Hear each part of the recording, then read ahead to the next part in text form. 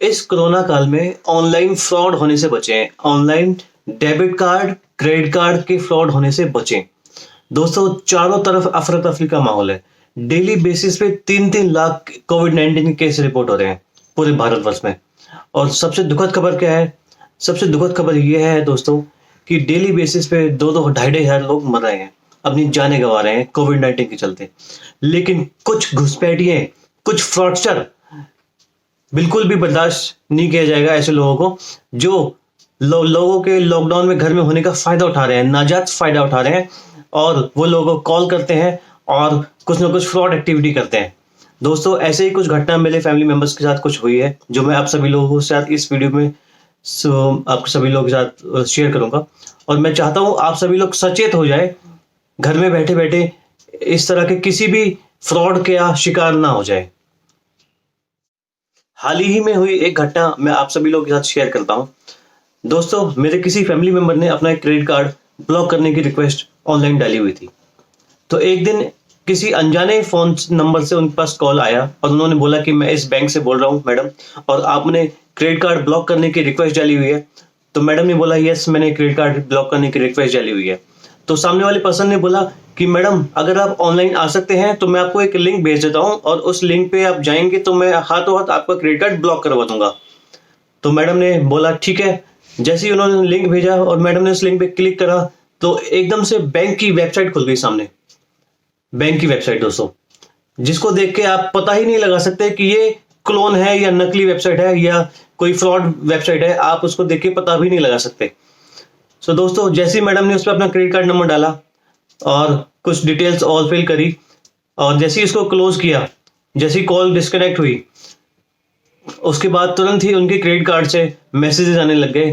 पहले एक ट्रांजेक्शन हुई 24,000 रुपए की, फिर ट्रांजेक्शन हुई 10,000 रुपए की, फिर ट्रांजेक्शन हुई 25,000 रुपए की और इसी तरीके से 54,000 रुपए के आसपास उस क्रेडिट कार्ड से ट्रांजेक्शन हो गई, जो कि टोटली फ्रॉड ट्रांजेक्शन थी। सिर्फ और सिर्फ क्रेडिट कार्ड ब्लॉक करवाना था और ये किसी फ्रॉड कॉल का शिकार मैडम हो गई।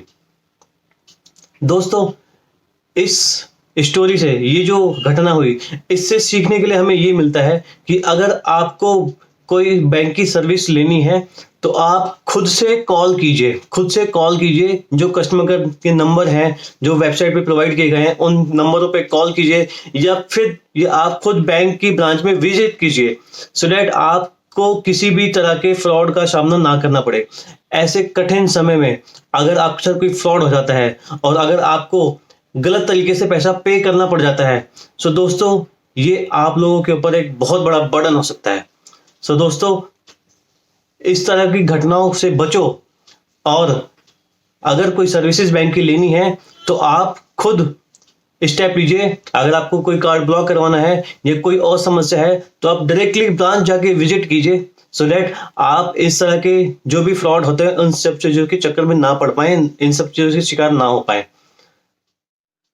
दोस्तों, एक और हाल ही की घटना मैं आप सभी लोगों के साथ शेयर करता हूँ। किसी पर्सन का डेबिट कार्ड डीएक्टिवेट हो गया था। उसके पास मैसेज आया, ऐसा लगता है कि वो मैसेज बिल्कुल बैंकिंग मैसेज है और वो मैसेज में लिखा हुआ था कि your this card number has been deactivated. तो उस पर्सन के पास कुछ दिन बाद बैंक से फ़ोन आया। वो कहते हैं कि मैं इस बैंक से बोल रहा हूँ, हेड ऑफिस मुंबई से बोल रहा हूँ, और उन्होंने बताया कि सर, आपका कार्ड जो डीएक्टिवेट हो गया है मैं उसको एक्टिवेट करवा सकता हूँ। तो उसने बोला कि एक्टिवेट कराने के लिए क्या करना होगा? उसने बोला कि सर, कुछ स्टेप्स हैं, कुछ जानकारी आपको देनी होगी, आपके फ़ोन पे एक मैसेज आएगा, वो मुझे बताना होगा और उससे आपका कार्ड दोबारा से एक्टिवेट हो जाएगा। दोस्तों, जैसे ही उसने कुछ अपनी इन्फॉर्मेशन बताई और उनके पास फ़ोन पे एक ओटीपी आया। जैसे ही वो ओटीपी सामने वाले को उन्होंने बताया, तो दोस्तों, उनके कार्ड से भी ट्रांजेक्शन हो गई। उनके डेबिट कार्ड से ट्रांजेक्शन हो गई। सो दोस्तों, ध्यान ये रखने वाली बात है कि आप कभी भी किसी को अपना ओटीपी, एमपिन, इंटरनेट बैंकिंग का पासवर्ड या इस तरह की कोई भी ज़रूरी सूचना किसी को भी ना दें। ये देने से आपको फाइनेंशियल लॉस हो सकता है और अगर ऐसे कठिन समय में कोई इस तरह का फाइनेंशियल लॉस होता है तो दोस्तों, वो एक बहुत ही गंभीर समस्या है। दोस्तों, ध्यान रखने वाली बात ये है, ध्यान देने वाली बात ये है कि इस तरह के जो फ्रॉडस्टर है, इस तरह के जो घुसपैठिया है, उनको ये जानकारी मिलती कहाँ से है? उनको ये जानकारी कैसे मिल जाती है कि मैंने अपना डेबिट कार्ड ब्लॉक करने के लिए डाला हुआ है, या मैंने अपना क्रेडिट कार्ड ब्लॉक करने की रिक्वेस्ट डाली हुई है, या मैंने कुछ ना कुछ इस तरह की रिक्वेस्ट डाली हुई है। इस तरह की जानकारियां इन लोगों के पास पहुंचती कैसे हैं? दोस्तों, ये जो घटना अभी हाल फिलहाल में हमारे साथ हुई, हमारे फैमिली मेंबर्स के साथ हुई, तो उसकी हमने पुलिस में रिपोर्ट करी।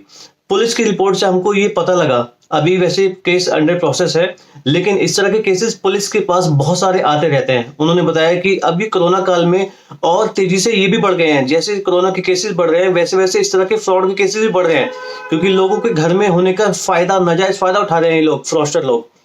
दोस्तों, उन्होंने बताया कि कुछ ना कुछ जो जो एक केस वो सॉल्व करा उन्होंने अभी हाल फिलहाल में, पुलिस वालों ने, उन्होंने बताया कि ये बैंक के ही कोई कर्मचारी हैं जो मिले होते हैं, जो इस तरह की जानकारी लीक करते हैं और कुछ ना कुछ अपना कमीशन ले लेते हैं। सो मैं सभी बैंकों से अपील करना चाहता हूं कि इस तरह की जो भी सिचुएशन, जिस तरह की भी जो भी परेशानियां हो रही हैं, जो इस तरह के फ्रॉड हो रहे हैं, उसको आइडेंटिफाई करें और उसको कम करने के लिए कदम उठाएं, सो दैट जो कॉमन मैन है, जो जनरल पब्लिक है, उनको नुकसान ना हो सके। ये इस काल की बात नहीं है, कोरोना काल की बात नहीं है। इस तरह के फ्रॉड कभी भी ना हो, इस तरह के स्टेप उठाए जाए। दोस्तों, मैं आपका दोस्त CS अरुण कुमार।